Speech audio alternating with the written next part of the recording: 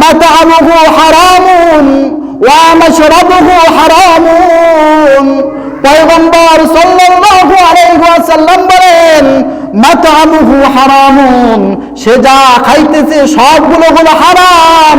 ওয়া মালবাসুহু হারামুন, আর সে পোশাক যা পরিধান করতেছে সেটাও হলো হারাম টাকা দিয়ে ক্রয় করা।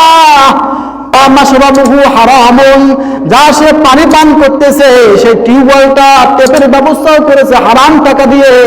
পয়গম্বর সাল্লাল্লাহু আলাইহি ওয়াসাল্লাম বুঝাতে চান, বান্দা তুমি খাইতেছো, পান করতেছো, সব কিছু করতেছো, এগুলো যদি হারাম টাকা দিয়ে যদি ক্রয় করা হয়ে থাকে, স্মরণ রাখবা তুমি যতই আল্লাহর ইবাদত বন্দি করে দুহাত তুলে দোয়া করো না কেন, তোমার দোয়া আল্লাহর দরবারে কখনোই কবুল হবে না। ইয়া আইয়ুহার রাসূলু কুলু মিনাত তাইয়্যিবাত, হে রাসূলগণ, কুলু মিনাত তাইয়্যিবাত, হালাল জিনিস থেকে ভক্ষণ করো। সবাইকে তো খেতেই হবে, তবে খাবে কোথা থেকে? হারাম থেকে না হালাল থেকে? আল্লাহ পাক রব্বুল আলামিন সুস্পষ্ট ভাবে নবী রাসূলদেরকে জানিয়ে দিলেন, তোমরা খাবা হালাল থেকে।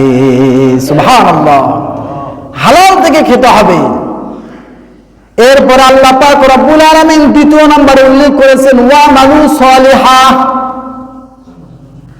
দুনিয়ার মধ্যে যে খাওয়া, এই খাওয়া দাওয়া কোনো আসল কোনো বিষয় নয়, এটা হলো দুনিয়ার চলতে গেলে এটা লাগবে, কিন্তু দু চক্ষু বন্ধ হয়ে যাওয়ার পরে যখন কবরের জগতে যখন যাবা, তোমার কোন জিনিসটা সবচেয়ে বেশি প্রয়োজন হবে, কোন জিনিসটা তোমার কাজে আসবে, সেই জিনিসটার নামে হলো ওয়া আমালু সালিহা। সুবহানাল্লাহ, ওয়া আমালু সালিহা, তোমাকে নেক আমল করতে হবে, নেক আমল নিয়ে তোমাকে কবরে যেতে হবে। নেক আমল ছাড়া কবরের জগতে কোনোদিন ভালো থাকা যাবে?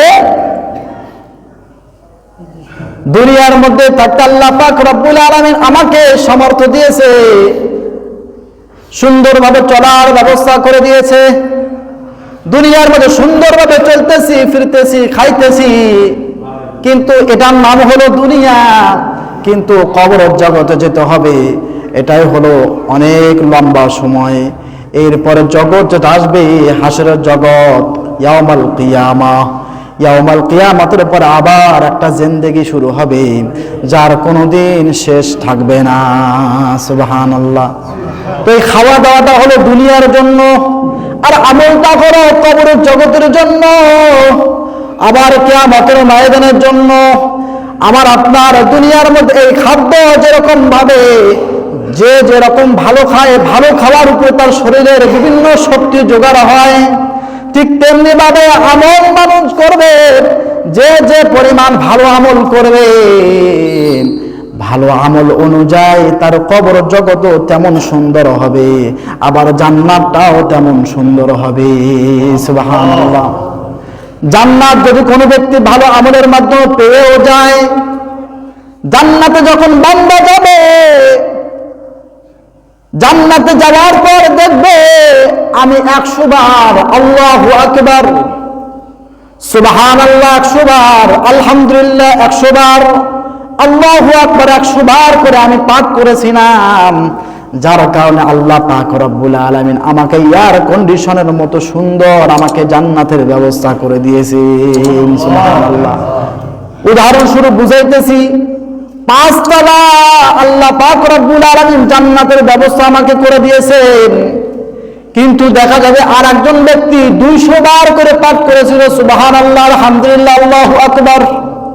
সে 200 বার করে পাঠ করেছিল বলে আমার হলো 5 তলা বিল্ডিং, জান্নাত আমার 5 তলা, আর যে ব্যক্তি 200 বার করে পাঠ করেছিল তার জান্নাত হয়েছে 10 তলা।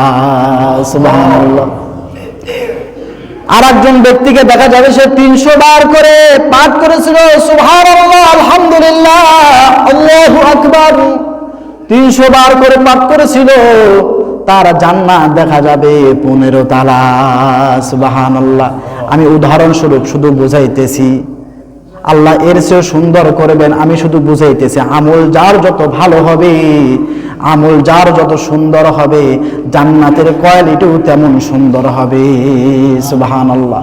আফসোস করবে সেই হারে কেন আমি সুবহানাল্লাহ একবার বেশি কেন বললাম না, আল্লাহু আকবার কেন আমি একবার বেশি বললাম না, আলহামদুলিল্লাহ একবার আমি কেন বেশি পাঠ করলাম না?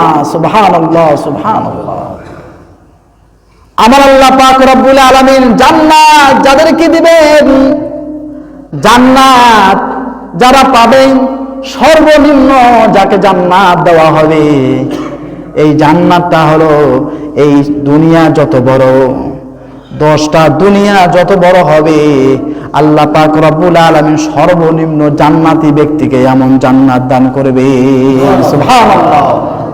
10 দুনিয়া বরাবর জান্নাত। এই দুনিয়ায় যদি আমরা দেখা যায় এক প্রান্ত থেকে আর এক প্রান্ত পর্যন্ত ভ্রমণে যায়, এখন তো অনেকটা সহজ হয়েছে, রকেট বলেন যত দ্রুতগামী আরোহণ বলেন না কেন, আমরা ভ্রমণ শুরু করলে অনেক লম্বা সময় লাগবে। এক প্রান্ত থেকে দুনিয়ার এক প্রান্ত থেকে আর এক প্রান্ত পর্যন্ত যেতে অনেক লম্বা সময়ের দরকার আছে। মানুষ স্বাভাবিকভাবে সারা দুনিয়া যদি ভ্রমণ করতে যায়, সহজে আল্লাহর এই দুনিয়া ভ্রমণ করে শেষ করা খুবই মুশকিল হবে। চিন্তা করে দেখেন, আল্লাহ পাক রব্বুল আলামিন সর্বনিম্ন জান্নাতি ব্যক্তিকে 10 দুনিয়া পরিমাণ জান্নাত দিবে। সুবহানাল্লাহ। 10 দুনিয়া পরিমাণ জান্নাত। এখন প্রশ্ন হতে পারে, হুজুর 10 দুনিয়া পরিমাণ জান্নাত দিয়ে দেয়, বাকিরা কোথা থেকে পাবে? আর এগুলো বিজ্ঞানীরা তারা এগুলো বলেছে। আল্লাহ তাআলা বাস্তবে এই যে জগৎ আমরা দেখতে পাই, এটা দুনিয়া, এই দুনিয়াটা জগৎটা একটা, এটা একটা গ্রহ, এটা ছোট্ট। এই যে সূর্য দেখি, তারকা দেখি, চাঁদ দেখি, কত গ্রহ আছে, মঙ্গল গ্রহ, যত অনেকগুলো গ্রহ আছে, এগুলো গবেষণা করলে দেখা যায় যে বাস্তবে আল্লাহ তাআলা সর্বনিম্ন জান্নাতি ব্যক্তিকে 10 দুনিয়া পরিমাণ জান্নাত দিতে চাইছেন। এটা যদি গবেষণা করে দেখা যায়, বিজ্ঞানীরা যেভাবে গবেষণা করে দেখেছে, যে পরিমাণ জায়গা এখনো আছে, মনে হয় আল্লাহ তাআলা সর্বনিম্ন একজন জান্নাতি ব্যক্তিকে 10 দুনিয়া পরিমাণ দিতে চাইছে, মনে হয় কমে দিতে চাইছে। আল্লাহু আকবার। তাহলে আল্লাহর জগৎ কত বড়! এই জন্য আল্লাহ রাব্বুল আলামিন বলেছেন, ওয়া মানু সালিহা, নেক আমল করতে হবে। তার পূর্বে 1 নম্বর শর্ত হলো কুলু মিনাত তাইয়্যিবাত।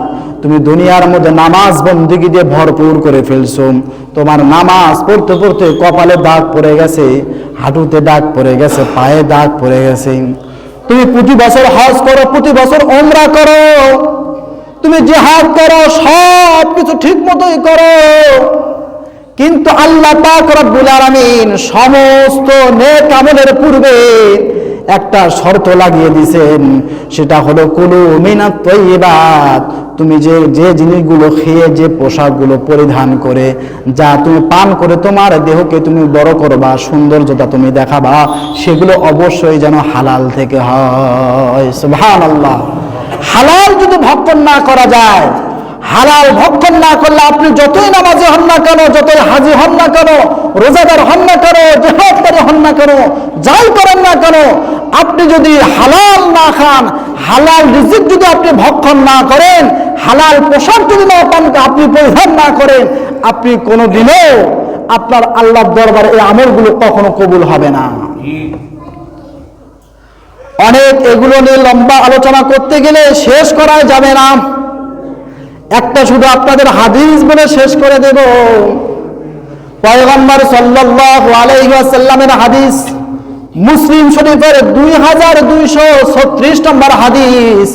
পয়গম্বর সাল্লাল্লাহু আলাইহি ওয়াসাল্লাম এই সূরা মুমিনের এই আয়াতটি উল্লেখ করার পরে পয়গম্বর সাল্লাল্লাহু আলাইহি ওয়াসাল্লাম একজন ব্যক্তির উদাহরণ একটা পেশ করেছেন, যে একজন ব্যক্তি অনেক দূর দূরান্ত থেকে সফর করে চলে আসছে, তার শরীরটা খুবই ক্লান্ত হয়ে গেছে, তার শরীরটার মধ্যে ধুলাবালি লেগে গেছে। সে ভ্রমণ করে শরীরটা ক্লান্ত হয়ে যাওয়ার পরে সারা রাত জেগে জেগে ইবাদত বন্দি করছে। সারা রাত জেগে জেগে ইবাদত বন্দি করার পর গভীর রাত্রিতে 2 হাত তুলে আসমানের দিকে উঠায়া আল্লাহর কাছে কান্নাকাটি করে করে আল্লাহর কাছে দোয়া করেছেন, আয় রব্বে কারীম আমার জীবনের গুনাহ খাতাগুলো মাফ করে দাও। আয় রব্বে কারীম আমার এই দোয়া কবুল করে নাও, আমার এই সমস্যা সমাধান করিয়ে দাও। মনের সমস্ত চাওয়া পাওয়াগুলো আল্লাহর কাছে বলতেছে, কিন্তু পয়গম্বর সাল্লাল্লাহু আলাইহি ওয়াসাল্লাম বলেন সে যতই আল্লাহর কাছে কান্নাকাটি করে দোয়া করুক না কেন তার দোয়া আল্লাহর দরবারে কবুল হবে না। কেন কবুল হবে না? পয়গম্বর সাল্লাল্লাহু আলাইহি ওয়াসাল্লাম বলেন মাতআমুহু হারামুন ওয়া মাশরাবুহু হারামুন। পয়গম্বর সাল্লাল্লাহু আলাইহি ওয়াসাল্লাম বলেন মাতআমুহু হারামুন, সে যা খাইতেছে সবগুলো হলো হারাম। ওয়া মালবাসুহু হারামুন, আর সে পোশাক যা পরিধান করতেছে সেটাও হলো হারাম টাকা দিয়ে ক্রয় করা। ওয়া মালবাসুহু হারামুন ওয়া মাশরাবুহু হারামুন, যা সে পানি পান করতেছে সেই টিউবওয়েলটা টেপের ব্যবস্থাও করেছে হারাম টাকা দিয়ে।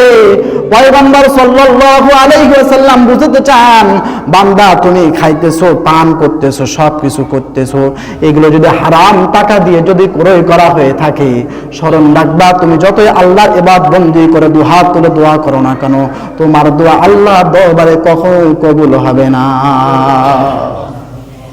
এই জন্য আমল যে আমলও হোক না কেন কবুল হওয়ার পূর্ব শর্ত হলো হালাল রিজিক খেতে হবে, হালাল খেতে হবে, হালাল খেতে হবে। হালাল ছাড়া কোনো আমলে আল্লাহর দরবারে কবুল হবে না। আমরা সবাই খালি মনে করি আমি আল্লাহর দরবারে দোয়া করতেছি, আল্লাহ আমার দোয়া কেন কবুল করে না? আমি এত কান্নাকাটি করি আল্লাহর কাছে এত চাইতেছি, তারপর আল্লাহ আমার দোয়া কবুল করে না। মূলে সমস্যা হলো আপনি যা খাইতেছেন পান করতেছেন চলতেছেন ফিরতেছেন, বাড়ি বিল্ডিং করেছেন, বাড়ির মধ্যে এয়ার কন্ডিশন ইত্যাদি সব ব্যবস্থা করেছেন, হ্যাঁ শোকেস ইত্যাদি ফার্নিচার দিয়ে ভরপুর করে ফেলেছেন, আনন্দ উল্লাসে সবসময় দিন যাপন করেন, সব হলো হারাম টাকা দিয়ে ক্রয় করা। আপনি আল্লাহর দরবারে যতই কান্নাকাটি করেন না কেন আপনার দোয়া আল্লাহর দরবারে কখনো কবুল হবে না। তবে যারা হালাল খেয়েও দেখা যায় অনেক সময় আল্লাহর দরবারে দোয়া কবুল হচ্ছে না, অনেকে মনে করে হুজুর আমি বাস্তবে হালাল থেকে খাই তারপর আমার দোয়া কবুল হয় না। কবুল হয় না যে দোয়া এটা বুঝতে হবে। এটা বিভিন্ন মুফাসসির কিরাম অনেকগুলোর ব্যাখ্যা করেছেন, তার মধ্যে এটাও একটা ব্যাখ্যা যে আপনি যা চেয়েছেন আল্লাহর কাছে সেটা পছন্দ হয়নি, আল্লাহ এর পরিবর্তে আপনাকে অন্যটা দিয়ে দিবে, সুবহানাল্লাহ। অথবা আপনার দোয়া কবুল করতেছে না, আল্লাহ তাআলা এর প্রতিদান কিয়ামতের ময়দানে আপনাকে দিয়ে দিবে, সুবহানাল্লাহ। অনেক ব্যাখ্যা আছে এগুলো। এই জন্য হালাল থেকে খেতে হবে, হালাল। এই জন্য পয়গম্বর সাল্লাল্লাহু আলাইহি ওয়াসাল্লাম বলেছেন শুআবুল ঈমান মিন বাইহাকির হাদিস তালাবুল কাসবিল হালালি ফরিদাতুন বাদাল ফরিদাহ, ফরজ ইবাদতের পরে হালাল কামাই করা প্রত্যেকটা মানুষের জন্য ফরজ, সুবহানাল্লাহ। হালাল কামাই করা, হালাল কামাই করা ফরজ, হারাম কামাই করা ফরজ না। হারামের মধ্যে ছোঁয়া দেওয়া যাবে না। হালাল কামাই করা, হালাল কামাই ফরজ। আপনি কামাই না করতে পারেন, হালাল খাবেন, যার থেকে গ্রহণ করতেছেন তারটা হালাল কিনা সেটাও খেয়াল করতে হবে।